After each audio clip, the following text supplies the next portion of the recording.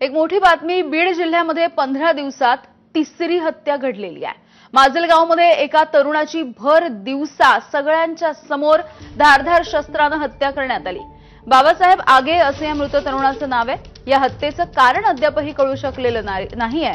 आरोपी नारायण नाफळने बाबासाहेब आगे याची हत्या केली आणि त्यानंतर तो स्वतः पोलीस स्टेशनमध्ये हजर झालाय।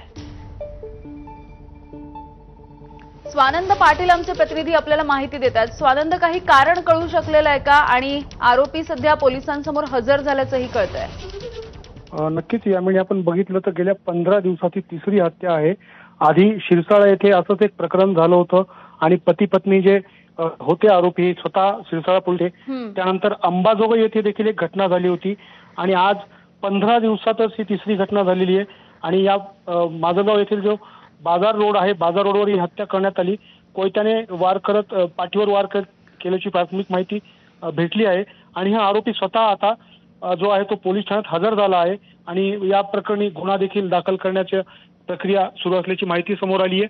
मात्र हे कशातून झालं हे अद्याप माहिती समजलेली नाहीये यामध्ये।